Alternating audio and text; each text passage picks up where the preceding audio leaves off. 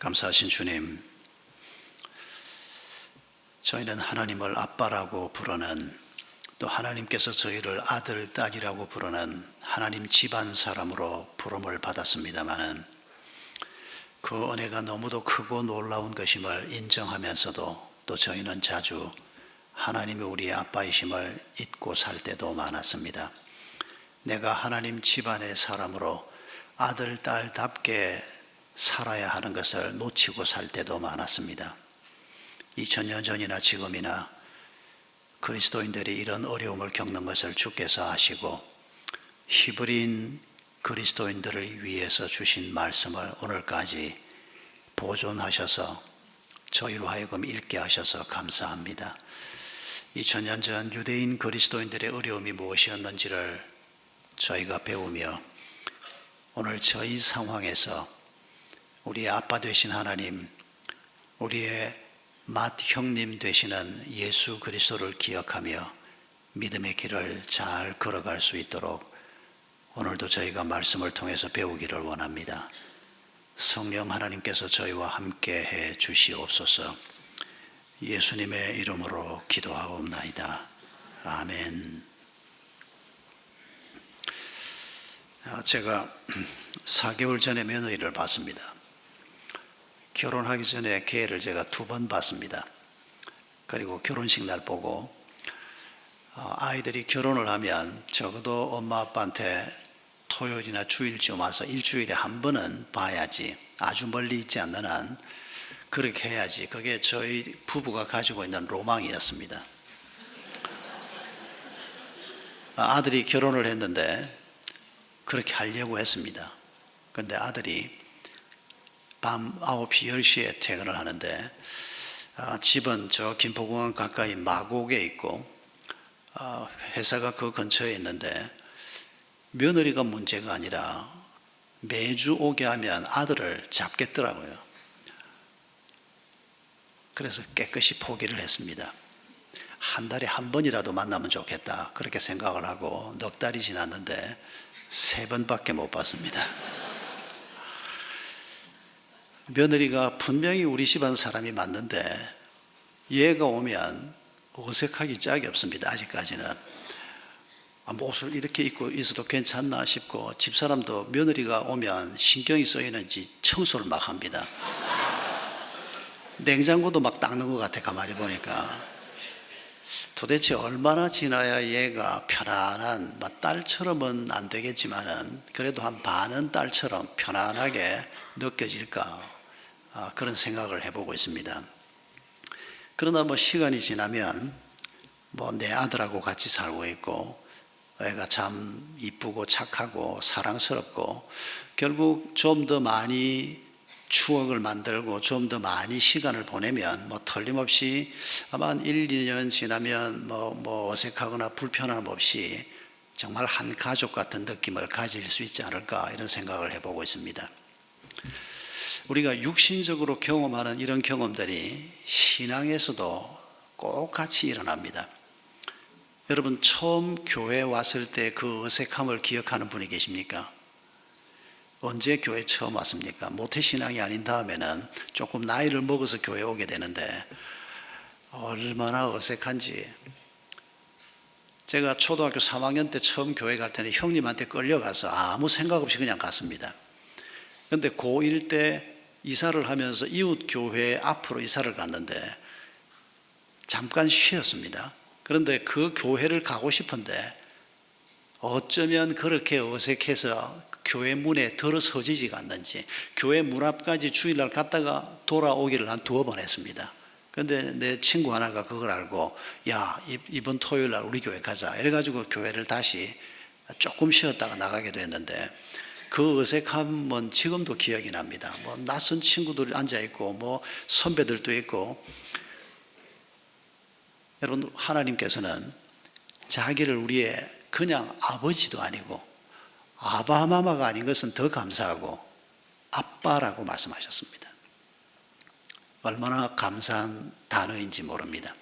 이름만 아빠가 아니고 정말 하나님은 우리에게 가장 좋은 것을 주고 싶어하고 가장 아름다운 것을 주고 싶어하는, 또 줄 힘도 있는 지혜도 있는 우리의 아빠십니다.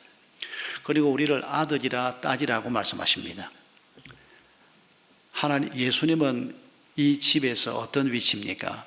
맏아들이라고 말씀하십니다. 첫 번째 아들이라고 말씀하십니다.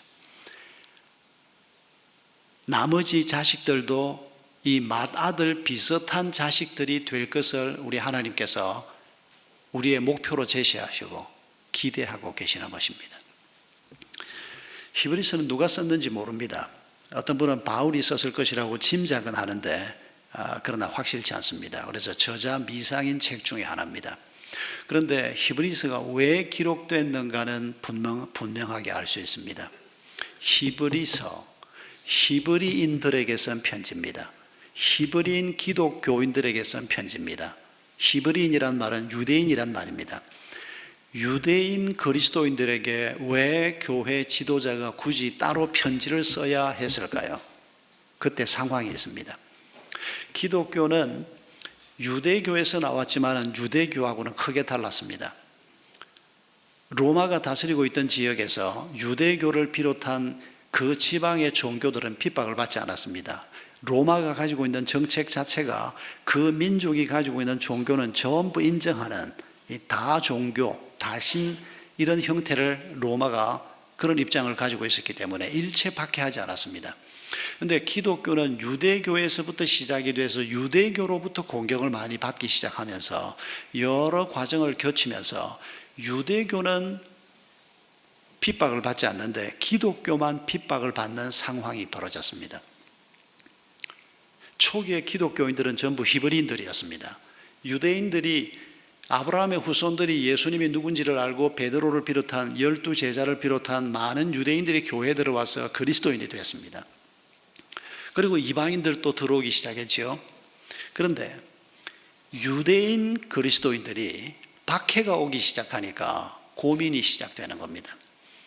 유대교도 여호와 하나님을 믿고 기독교도 분명히 여호와 하나님을 믿는데 이렇게 핍박받아가면서 이러다가 까딱하면 순교할 수도 있는데 이런 모진 고생을 해가면서 굳이 예수를 믿어야 하냐 이런 질문이 생기기 시작한 겁니다. 그리고 일부 사람들은 유대교도 하나님을 믿고 우리도 하나님 믿는데 굳이 예수를 고집할 거 뭐 있냐, 그리고 유대교로 돌아가는 사람들이 생기기 시작하는 겁니다. 교회 안에 있는 유대인 그리스도인들이 흔들리기 시작하는 겁니다. 이런 상황에서 한 지도자가 히브리서를 쓴 겁니다. 성령의 감동으로 쓰신 성경입니다. 우리하고 유대인들하고 입장이 같지는 않습니다. 그러나 유대인들이 자기들의 배경에서 예수 그리스도가 누구신가를 다시 한번 확인하고 어떤 이유로도 버릴 수 없는 예수 그리스도, 그리고 우리는 예수님의 집안 사람으로 남아 있어야 할 이유를 이 히브리서 기자가 누누이 설명하기 시작합니다. 우리의 입장하고는 좀 다를 수 있습니다. 그러나 우리는 또 다른 이유 때문에 같은 유혹에 시달릴 수가 있습니다. 이 점을 우리가 오늘 함께 생각하려고 합니다. 유대교를 믿는 것이나 예수를 믿는 것이나 아무 차이가 없다, 이렇게 생각하는 사람은 예수님의 집안 사람이 아닙니다. 하나님의 집안 사람이 될 수가 없습니다. 유대교가 분명히 하나님에 의해서 이스라엘 백성들에게 주어진 종교라고 말할 수 있습니다.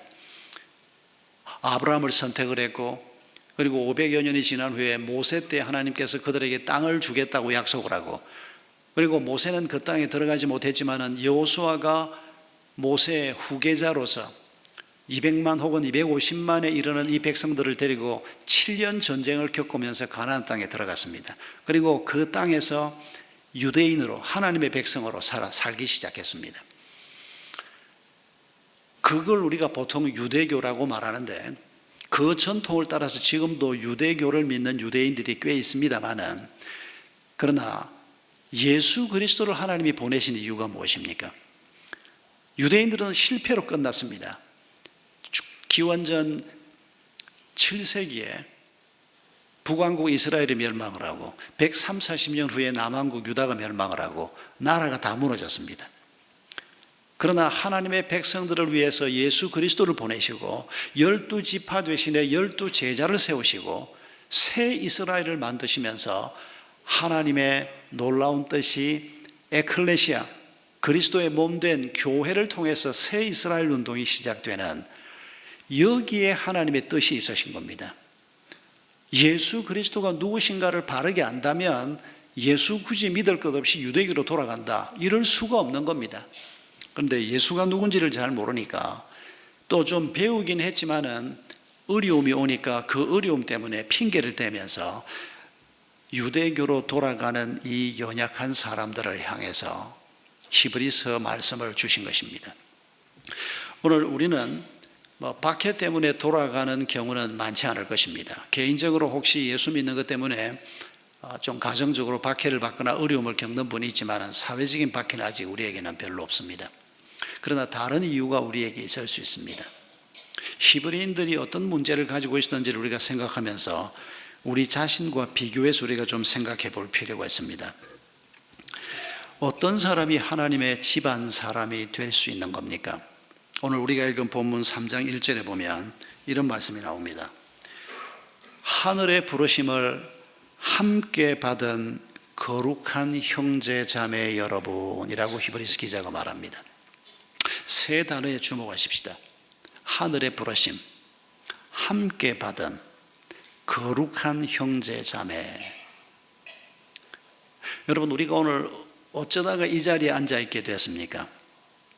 아직 구도자의 자리에 있는 분도 계시겠지만 예수 그리스도에 대한 고백이 있는 분이라면, 여러분, 우리가 오늘 이 자리에 앉아 있게 된 것이 나를 전도해 준 그 사람 때문, 부모가 예수 믿고 물려준 신앙의 유업 때문 정도로 생각하면 그건 정확한 설명이 되지 못합니다. 우리가 오늘 이 자리에 앉아 있게 된 가장 중요한 이유는 하나님의 부르심 때문입니다. 여러분, 이걸 우리가 놓치면 작은 일에 흔들릴 수 있습니다. 에베소서 1장 4절에서 예수님께서 사도 바울의 입을 통해서 뭐라고 말씀하십니까? 창세전에 하나님이 우리를 택하셨다고 얘기합니다.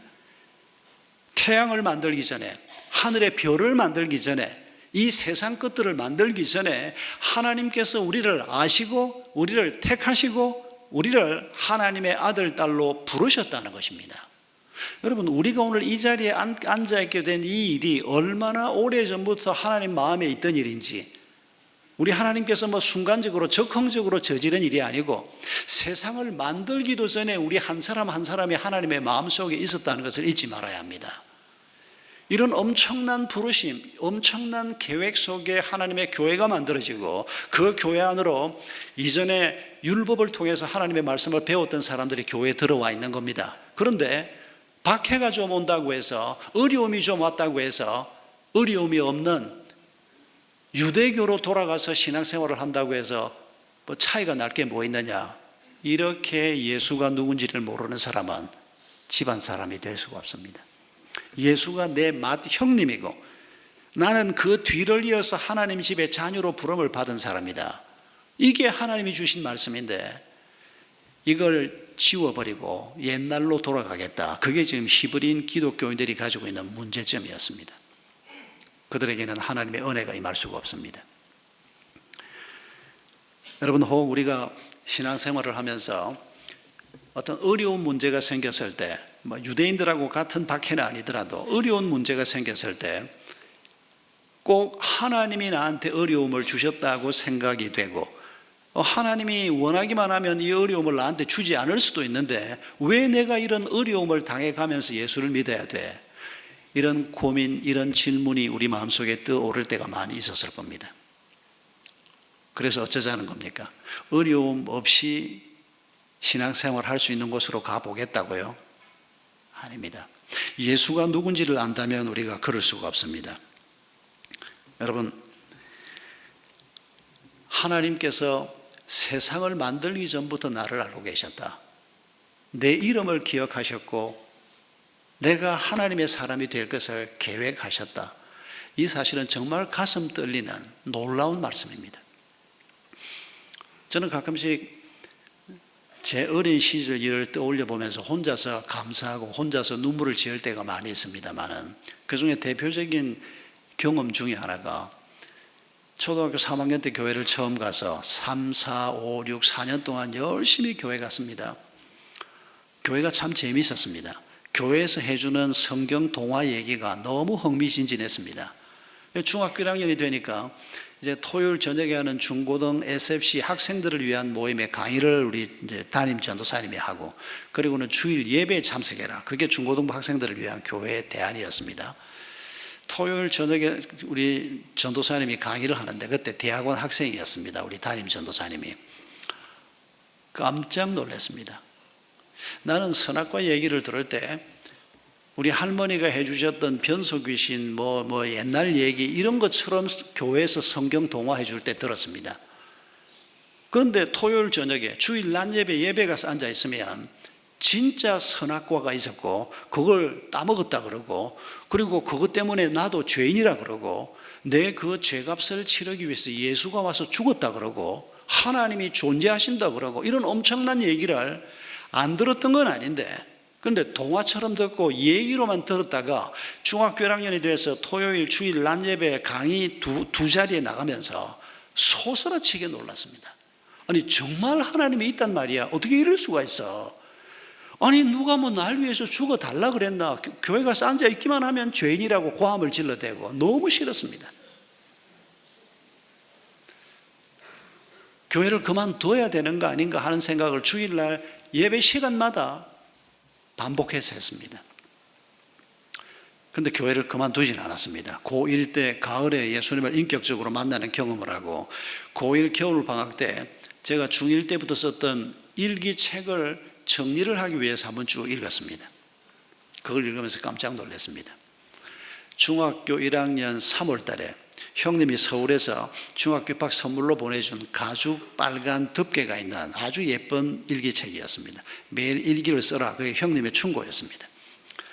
매일 일기를 썼습니다. 그런데 3월 어느 주일 저녁에 쓴 일기에 뭐라고 써놨는가 하니까, 오늘도 우리 전도사님이 하나님이 살아계신다고 설교를 했고, 예수님이 십자가에서 죽었는데 그게 내 죄값 때문이라고 얘기한다. 믿을 수가 없다. 그런데 만약 이게 사실이라면 나는 어떻게 해야 될까? 우리 아버지도 어머니도 내 주변에 예수 믿는 사람 한 사람도 없는데, 만약에 정말 하나님이 살아계시다면, 정말 예수 그리스도가 내 죄값을 위해서 십자가의 길을 가셨다는 저 말이 맞는 말이라면, 내가 목사가 되는 것 말고 어떤 다른 선택이 있을 수가 있을까?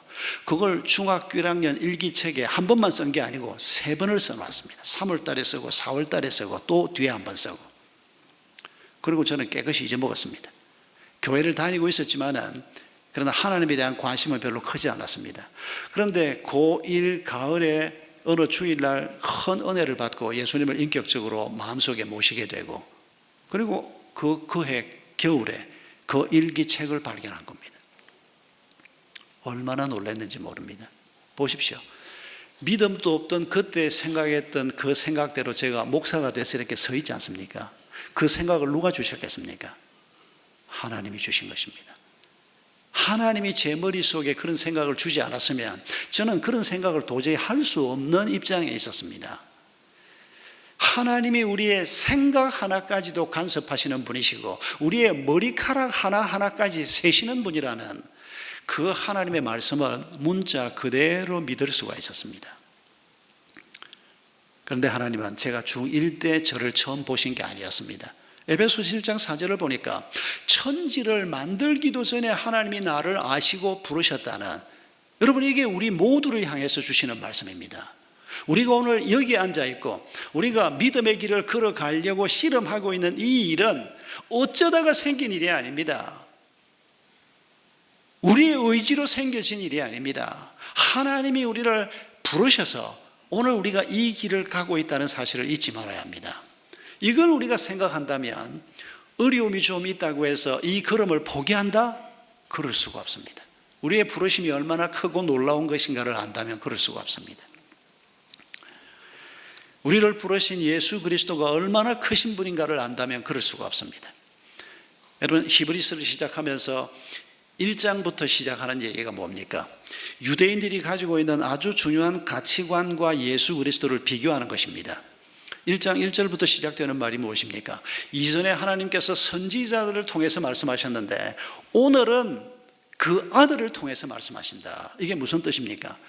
수많은 선지자들, 엘리야, 엘리사, 이스라엘 백성들이 존경에 맞지 않는 위대한 하나님의 사람들, 그리고 그들의 입을 통해서 주어진 하나님의 말씀, 이 모든 것들 위에 예수 그리스도가 있다는 것입니다. 예수 그리스도 없이는 그 율법이 해석이 되지 않고 예수 그리스도 없이는 구약책은 휴지 조각이 될 수밖에 없는, 그 구약의 율법이 예수 그리스도가 오심으로 해석이 되고 예수 그리스도가 오심으로 그 율법이 완성이 되고 예수 그리스도의 삶과 사랑과 죽음을 통해서 모든 것들이 온전케 되는 클라이막스, 정점에 예수 그리스도가 서 계시는 것입니다. 그 존귀한 예수 그리스도의 부르심 때문에 우리는 그분이 앞서 걸어가신 그 길을 뒤쫓아가는 자리에 서게 된 것입니다.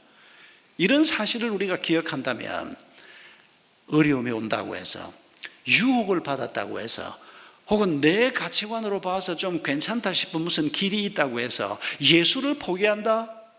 그럴 수 없다는 것입니다. 예수의 집안 사람이 된다는 것은 너무도 엄청난 일이라는 것입니다. 이어서 히브리서에서 또 예수님과 뭘 비교하는가 하니까 천사와 비교를 합니다. 유대인들에게도 오늘 우리에게도 천사라고 하는 존재는 아주 특별한 존재입니다. 영적인 존재들이요, 하나님의 심부름꾼들이요, 아주 특별한 존재들이 틀림없습니다. 그런데 히브리서 기자가 아주 간단하게 얘기합니다. 천사는 하나님 집에서 부리는 일꾼이요, 종입니다.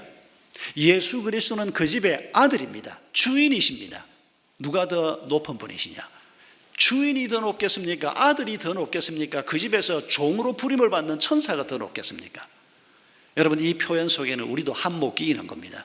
우리도 그 집에 천사로 부름을 받아서, 종으로 부름을 받아서 들어간 게 아니고 우리도 예수님의 자리에 함께 앉는 자로 부름을 받은 것입니다. 예수님이 맏아들이시여, 우리는 12번째 아들, 1000번째 아들, 2000번째 딸, 몇 번째가 중요한 게 아니고 예수님하고 함께 그 집의 아들, 딸로 부름을 받은 자가 바로 우리라고 말씀하시는 것입니다. 그리고 마침내 오늘 본문을 포함해서 또 비교하는 것이 모세보다 예수 그리스도가 더 존귀하신 분이고 크신 분이다. 여러분, 이스라엘 백성들에게 모세는 어마어마한 존재입니다. 우리에게도 이런 존재가 혹 있을지 모르겠습니다. 제가 기껏 생각해 본 게, 유대인들에게 모세 그러면 떠오르는 이미지가 오늘 우리에게는 혹시 이순신 장군일까? 우리 개인 차이는 좀 있겠습니다만은, 저희들이 초등학교, 국민학교 다닐 때는 이순신 세종대왕을 그렇게 막 높이는 그런 정도는 아니었습니다. 그냥 훌륭한 분, 나라를 구한 분, 이런 정도긴 했는데, 어느 날부터 모든 초등학교에 세종대왕 상이 앉기 시작하고, 세종대왕은 항상 앉아 계시고 이순신은 항상 서 계시는데, 정말 위대하고 훌륭한 분들입니다. 하나님께서 우리의 조상들 중에 이런 분들을 주셨다는 것은 정말 감사한 일입니다. 그런 점에서 그 이순신의 리더십, 세종대왕이 가지고 있었던 그 엄청난 생각들, 그래서 우리가 그분들을 존경하는 정도를 가지고 이스라엘 백성들이 모세를 존경하는 정도하고 한번 비교를 해볼 수 있겠다는 겁니다. 혹시 아니면 우리 마음속에 이순신 세종대왕 대신에 혹시 정주영 씨가 자리를 잡고 있는 직장 생활 하시는 분들이 계십니까? 내 롤 모델은 정주영이다, 이런 분들이 들어있더라고요. 지금 젊은 분들은 정주영 씨 얘기를 안 하지만 제 친구들만 해도 정주영 모델을 많이 얘기하는 거 제가 들었습니다.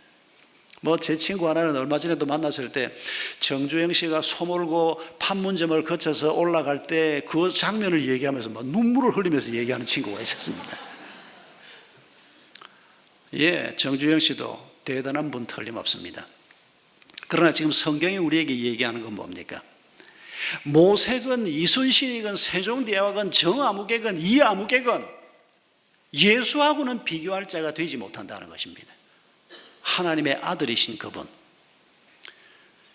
우리를 사랑하셔서 십자가를 짊어지시고 우리의 죄값을 치르신 그분, 죽음을 이기시고 다시 부활하신 그분, 그걸 우리로 하여금 똑같이 따라가게 하시는 이 놀라운 하나님의 은혜, 그 예수 그리스도하고 누구하고 비교한단 말입니까? 어떤 것과도 비교하지 말라는 겁니다. 그러므로 이 예수 그리스도를 떠나서 어디로 간다? 그럴 수 없다는 것입니다. 예수 그리스도의 집안 사람이라면 하나님이 우리의 아빠시고 예수 그리스도가 첫째 아들이시고 우리는 그 집안의 아들, 딸로 예수와 함께 부름을 받고 그 길을 걸어가는 사람들, 여기를 놓치면 안 된다는 겁니다. 여기에 참 생명이 있고 여기에 참 평안이 있고 여기에 참 지혜가 있다고 말씀하고 계시는 것입니다. 여러분 3장 1절에서 또 그 다음으로 표현하고 있는 말이 함께 부르심을 받았다라고 하는 표현입니다. 옆에 앉아 계신 분이 누굽니까? 낯선 분하고도 앉아 계시죠? 오늘 혹 주차하면서 짜증나는 일은 없었습니까? 여러분, 우리가 교회 예배당을 들락날락하고 목장에서 만나는 우리 목장 식구들은 그래도 좀 친해지면 가족 같고 가족 이상으로 친밀함을 느끼기도 하는데, 그러나 여러분, 예수 그리스도의 제자로 부름을 받은 모든 하나님의 백성들이 우리 하나님의 부르심을 함께 받은 자다. 공동체로 그리스도의 한 몸을 이루는 지체로 부름을 받은 자다. 여러분, 이 표현을 우리가 죽는 날까지 놓치지 말아야 합니다. 예수님의 어떤 사람은 손이 될 수 있고 어떤 사람은 예수님의 등짝이 될 수도 있고 예수님의 몸을 우리가 함께 이루는, 여러분, 우리가 서로 이런 존재라는 것을 생각하면 좀 짜증이 나더라도 쉽게 짜증낼 수 없지 않습니까? 하나님의 부르심을 함께 받은 겁니다. 그리고 오늘 이 자리에만 앉아 있을 게 아니고 영원히 하나님의 집에서 우리가 함께 살아갈 사람들이 오늘 이 자리에 앉아있는, 옆자리에 앉아있는, 바로 뒷자리에 앉아있는 바로 그분입니다. 빠지는 분이 없기를 바랍니다. 여러분, 우리가 이런 관계 속에서 오늘 이 자리에 있다는 것을 생각을 하면 여러분, 우리가 어떤 태도를 가지고 살아야 할지, 여러분, 지난 한 주간 동안 함께 길을 걸어가고 있는 이분들에 대한 내 배려가 어떤 것이 있었습니까?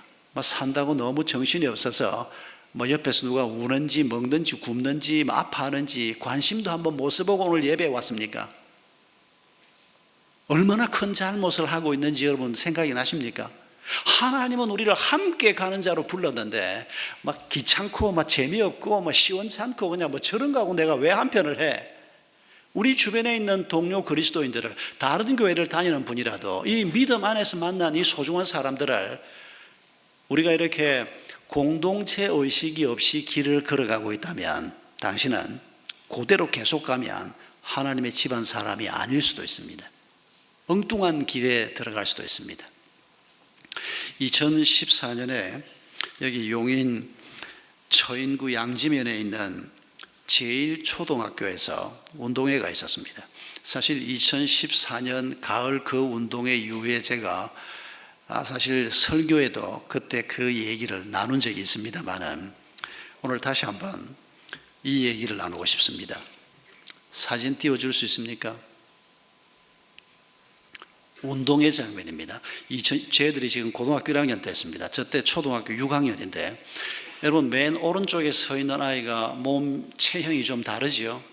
저 아이가 저신장증이라고 하는, 그러니까 키가 안 자라는 겁니다. 아이가 초등학교 6학년인데 다른 친구들에 비해서 키가 머리 하나만큼 작습니다. 그리고 살이 찌고 달리지를 못합니다. 저 아이 이름이 기국이라는 아이입니다. 얘는 운동회가 너무 싫었습니다. 6학년이 됐지만은 운동회를 달리기만 하면 꼴찌할 수밖에 없고 안 뛰고 싶은데도 선생님은 나가서 뛰라 그러고 운동회가 너무 싫었던 아이입니다. 이 반 친구 4명이, 저 아이들 이름이 뭔고 하니까 재홍이, 윤섭이, 세찬이, 성찬이, 요 왼쪽 편 아이 4명이, 이 아이들이 이날 기욱이한테 선물을 주기로 했습니다. 5명이 출발선에 섰습니다. 땅 소리가 나고 출발을 했습니다. 4명이 그렇게 빨리 달리지 않았는데도 4명은 앞서가고 기욱이는 뒤에 떨어질 수밖에 없었습니다. 얘들이 거의 결승점 가까이 갔을 때 기욱이는 반도 못 뛰어왔습니다. 그런데 이 4명의 아이들이 멈추었었습니다. 그리고 뒤를 돌아서 기욱이한테로 왔습니다. 그리고 이 기욱이하고 함께 손을 잡고 지금 들어가는 장면입니다. 2014년 가을에 얘들 때문에 인터넷이 대단했습니다. 이 사진이 엄청 많이 퍼졌습니다. 저도 그해 가을에 바로 이 기사를 읽었습니다만은, 여러분 초등학교 6학년밖에 안 되는 아이들인데 세상에 저 아이들이 어떻게 이런 생각을 다 할 수가 있습니까? 오히려 키 작고 뚱뚱하고 달리지도 못하는 이런 친구를 놀림감으로 삼고 왕따시키고, 이게 보통 아이들이 가지고 있는 죄성입니다. 그런데 저 아이들이 저렇게 친구의 손을 잡고 5명이 함께 1등을 하는, 여러분 함께 간다는 말은 바로 이런 말입니다. 우리가 예수 그리스도가 누군지를 안다면 나 하나 좀 더 편하게 살고 나 하나 좀 더 남부럽지 않게 살고, 그게 하나님이 허락하신 것이라면 그건 문제 없습니다. 그러나 그리스도인들이, 성도들이 함께 고난을 받고 있는데 나 하나 편히 살기 위해서 빠져나오는 사람, 이 사람은 함께 가는 사람일 수가 없습니다. 여러분, 우리 자신들이 하나님이 꿈꾸고 계시는 이 하나님 나라 운동의 공동체를 놓고 우리가 어떤 마음을 가지고 있는지 한번 점검해 보십시오. 이런 거 저런 거 얘기를 들을 때마다 그건 목사나 하라 그러고 목자나 하라 그러고, 나는 그냥 예배 오는 정도면 신앙생활을 잘 하는 것처럼, 그렇게 가면 당신은 하나님 집안 사람이 아닐 가능성이 점점 더 짙어져 갑니다. 우리의 아빠 되신 그분이 우리를 한 공동체로 만들고 함께 가는 자가 되게 하고 함께 우는 자가 되게 하고 함께 기뻐하는 자가 되게 하려고 하는데, 나 혼자서 그냥 돈 번다고 나는 정신없고 바빠서 나는 못하고, 그리고는 자기가 생각하는 정도의 신앙생활을 가지고 잘 신앙생활을 하는 것처럼, 여러분 이런 가치관을 가진 사람이나 유대교로 가는 게 뭐가 문제냐, 거기도 여호와 하나님께 예배하고 거기도 11조도 하고 할 거 다 한다, 무슨 차이가 있겠습니까? 어떤 분이 농담처럼 얘기한, 하나님은 우리에게 마태복음, 마가복음, 누가복음, 요한복음을 주셨는데 우리는 그거 다 집어 던져버리고 내가복음 들고 신앙생활을 하고 있는, 내 마음대로 해석하고 내 마음대로 판단하고 내 마음대로 재단하고, 그건 틀렸어, 교회가 그런 거 재미없어. 여러분, 우리가 이렇게 교만한 사람이 되지 않아야 합니다. 그래야 우리가 함께 갈 수가 있습니다. 물론 교회가 다, 리더십이 다 언제나 바른 것은 아닙니다. 그래서 그리스도인들이 잘못됐을 때 나는 내 신앙 양심상 난 저건 아니다, 우리에게 그럴 자유도 있고 또 그렇게 하셔야 합니다. 그러나 우리가 하나님의 말씀을 읽으면서 정말 우리가 그리스도인으로서 함께 어떻게 가야 하는가, 그래서 우리가 목장에서 선교사들을 늘 우리가 놓고 기도하고 선교지 이름을 목장 이름으로 붙이고, 이게 하나님의 부름을 받고 선교지에 가 있는 사람과 우리가 어떻게 하면 함께 가는 자가 될까. 또 중요한 소식들 많은데, 아프간에서 온 어린아이 병나서 내일 모레 죽을지도 모르는 그 어린아이 얘기는 왜 굳이 목사가 입을 열어서 합니까? 아프간 민족들, 또 거기에도 그리스도인들이 있고 또 그들을 전도하려고 하는 공동체가 있고 우리와 함께 가는 사람들이 거기에도 있다는 얘기를 여러분에게 들려드린 것입니다.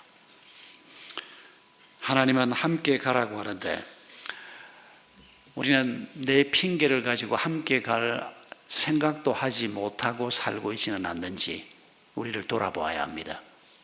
하나님 집안 사람이라면 마땅히 그래야 합니다. 오늘 본문에서 3장 1절에서 하나님의 부르심을 함께 받은 세 번째 언급한 단어가 거룩한 형제 자매입니다. 우리를 하나님이 거룩하다 하십니다. 성 어거스틴, 우리가 이런 식으로 표현합니다만은 그 성 세인트라고 하는 단어 아닙니까? 거룩한이라고 하는 뜻인데, 여러분 어거스틴만 성이 붙는 게 아니고 우리 모두가 다 거룩할 성자가 붙는 사람입니다. 내가 예수 그리스도의 십자가의 은혜를 아는 사람이라면, 예수 그리스도의 부활이 나의 부활로 연결될 것을 믿는 사람이라면 우리를 거룩한 사람, 거룩한 무리라고 하나님이 말씀하시는 것입니다. 거룩이란 말 뜻은 구별한다는 말입니다. 다르다는 뜻입니다. 우리가 거룩한 백성이라고 할 때 내가 거룩한 백성이 맞나 맞지 않나 첫째로 점검해 봐야 할 것은 우리의 삶의 목표가 뭔가 하는 것입니다. 하나님이 내게 주신 삶의 목표를 나의 목표로 삼고 있나? 하나님은 뭐라고 말하든지 간에 하나님을 이용을 해서라도 내가 이루고 싶은 목표를 우리 마음속에 따로 가지고 있나? 이거 점검해 보면 내가 거룩한 사람인지 아닌지 알 수 있습니다. 교회는 열심히 나오고 있는데 뭐 11조도 하고 감사금도 하고 뭐 남들 하는 거 다 따라 하는데, 그러나 우리 머릿속에 있는 삶의 목표는 세상 사람들이 가지고 있는 목표 정도라면, 여러분 아까 그 용인 제1초등학교 아이들 혹시 엄마 중에서 아빠 중에서 그날 저녁에 이렇게 말한 부모가 혹 없었을까요? 야, 왜 5명이 다 같이 들어갔냐? 네가 제일 빠른데, 네가 거기 있으면 1등 할 수 있는 애인데. 5명이 들어가서 1등상을 다 받았는지는 모르지만은 혹시 학교에서 5명 다 줄 거 미처 생각을 못해서 1등상 못 받고 뭐 2등상을 5명한테 뭐 주었는지 어쨌는지, 아무튼 한 엄마가 이런 거 저런 거 기분 나빠서 왜 바보 같은 짓을 하냐? 손 뿌리치고 네가 1등 해서 1등상을 받아왔어야지. 당연히 있지요, 당연히. 뭐 5명 부모 다 만나봤냐고요? 안 만나봐도 압니다. 제 속에 그런 게 있는 걸 알기 때문입니다. 우리 속에 그런 이기심이 있는 걸 우리가 다 알지 않습니까? 우리가 아이들한테 하는 얘기가 뭡니까? 교회는 교회고 세상에 나가면 그렇게 살면 바보 소리 들어. 이거 우리 집사님이 자기 아이들한테 했던 얘기를 제 앞에 와서, 목사님 제가 믿음 없을 때 아이들한테 내가 이러고 살았다고. 그래서 내가 그랬습니다. 당신만 그런 게 아니고 나도 그랬다고. 믿음이 뭔지를 우리가 제대로 파악을 하지 못하니까, 믿음으로 산다는 게 뭔지를 우리가 제대로 배우지를 못하니까 좀 듣긴 듣는데, 그런데 이 믿음을 따라 성경 말씀을 따라 길을 걸어가다가 이게 뭐 아무것도 안 될 것 같은 이런 두려움이 우리에게 있지 않습니까? 예수 믿는 이 사람들 따라가다가 뭐 잡혀 가서 사자밥이 돼버리고 이거 뭐 아무것도 아니다, 이게 유대인 그리스도인들의 어려움 아니었습니까? 그러다 보니까 우리도 모르게 어떻게 해서든지 스카이 대학을 가야 되고, 어떻게 해서든지 삼성 뭐 현대 들어가야 되고. 그러나 성경은 말하기를 그보다 더 중요한 가치인 예수 그리스도가 있고 하나님이 우리에게 주시는 거룩한 목표가 있다는 것을 강조하는 것입니다. 존 스타트 목사님이 은퇴를 앞두고 마지막 고별 설교를 캐직 사경회라는 데서 했습니다. 물론 그 후에도 그분이 설교했을 겁니다만은, 그러나 은퇴를 하시면서 그 영국의 중부 지역의 캐직이라고 하는 조그마한 도시가 있는데, 그 도시에 해마다 복음적인 그리스도인들이 모여서 사경회를 합니다. 한 일주일씩 하는데 전 세계적으로 아주 유명한 사경회입니다. 그런데 이분이 이제 은퇴를 하시는 분입니다. 연세가 많으셔서 전 세계에 이분을 존경하는 그리스도인들이 참 많습니다. 제가 1987년에 첫 안식년 겸 2년 유학 말미를 받아서 영국에 갔을 때 제일 먼저 했던 2가지 중 하나가 뭔가 하니까, 제일 먼저 했던 것은 웨스트민스터 채플에 가는 겁니다. 마틴 로이드 존스 목사님, 그때 이미 돌아가셨습니다. 그분이 설교했던 그 예배당에 가서 앉아서 혼자서 기도하고, 그분이 섰던 강단에 서보기도 하고, 그리고 2번째 했던 게 뭔가 하니까, 그때 존 스타트가 이미 은퇴를 했는데 존 스타트 목사님이 올 소울 처치라고 하는 런던 중심에 있는 교회 담임 목사를 오래 했습니다. 그런데 가끔씩 이분이 거기 설교한다는 얘기를 들었습니다. 그래서 한 달에 1-2번 전화를 합니다. 혹시 존 스타트 목사님이 이번 달에 설교를 하냐? 이번 달에는 계획이 없습니다. 그 다음 달에 전화를 했더니 어느 주일날 오신다는 겁니다. 그래서 일부러, 저는 그때 런던에서 한 의정부쯤 되는 곳에 살고 있었습니다. 거기 학교가 있어서 일부러 고물차를 끌고 그 중심부까지 한번 내려가는 게 그때 운전이 서툴 때인데, 그런데도 내려가서 존 스타트 설교를 듣고 존 스타트하고 악수를 한번 하고, 그 추억이 제 생에 잊을 수가 없습니다. 정말 귀한 분들입니다. 정말 많은 그리스도인들에게 길을 가르쳐 주신 분들입니다. 존 스타트는 평생 독신이었습니다. 오직 성경 연구하고 책 쓰고 설교하는 것만을 위해서 평생을 사셨던 분입니다. 이런 분이 은퇴를 앞두고 눈앞에는 캐직 사교에 참석했던 성도들만이었지만은 이 메시지가 전 세계로 전해질 건데, 마지막 고별 설교를 하면서 이분이 무슨 설교를 할 것인가, 저라도 그렇지 않습니까? 마지막 고별 설교를 우리 성도들 앞에서 한다면 가장 중요한 얘기, 꼭 남기고 싶은 얘기, 꼭 기억해 줬으면 싶은 얘기를 할 거 아니겠습니까? 그때 존 스타트가 로마서 8장을 가지고 했던 설교가 뭔고 하니까 우리를 향한 하나님의 뜻이 무엇일까? 우리를 향한 하나님의 뜻이 무엇일까요? 그가 설교에서 했던 답이 뭔고 하니까 우리가 그리스도를 닮아가는 것이다. 복음적인 그리스도인들에게는 아주 익숙한 답입니다만은, 그러나 여러분, 우리가 이 답을 놓치고 살 때가 너무 많습니다. 우리가 그리스도를 닮아가는 것이 우리 삶의 목표입니다. 더 좋은 집, 더 큰 집, 더 좋은 음식, 더 좋은 차가 목표가 아니고 죽는 날까지 맏형 되신 예수 그리스도, 하나님 되신 예수 그리스도를 닮으면 이 땅에서 가장 아름다운 자가 되고 가장 강한 자가 되고 가장 지혜로운 자가 되고 가장 사랑할 줄 아는 사람이 되는 그리스도를 닮는 것입니다. 그 그리스도를 닮아가는 목표를 가지고 그 목표를 이루어내는 전략 방법이 뭡니까? 그것도 성령께서 우리에게 가르쳐 주실 것입니다. 여러분, 이게 거룩함의 정확한 의미입니다. 우리가 이 자리로 부름을 받았다는 것입니다. 이 거룩함이 우리의 자녀에게, 우리의 자손들에게 천대에 이르도록 하나님의 은혜를 누리는 가문이 되는 것, 이게 하나님께서 우리를 향해서 가지고 계신 뜻이라는 겁니다. 그런데 우리가 이런 하나님의 놀라운 말씀을 믿음으로 연결시키지 못해서, 믿음이 조금 있긴 있는데 그냥 좋은 것 보면 그냥 정신이 다 팔리고 그냥 건사하게 꾸며놓고 사는 집에 가서 보면 거기는 예수도 없는 사람인데 예수를 사랑하고 믿는다는 내가 그 조금 좋은 집 친구들 집에 가서 그거 보고 나면 약호가 팍 죽어버리고 그냥 예수가 그래 치장 자주는 집만도 못하다는 겁니까?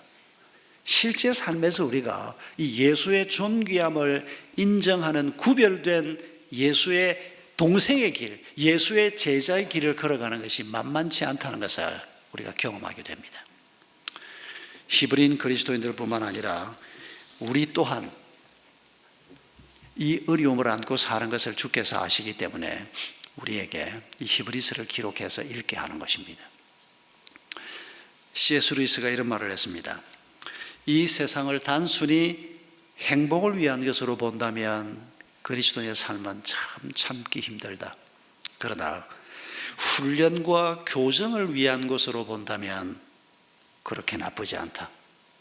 저는 C.S. 루이스의 말이 참 감동이 됩니다. 뭘 목표로 삼느냐에 따라서 현실을 보는 눈이 결정되는 겁니다.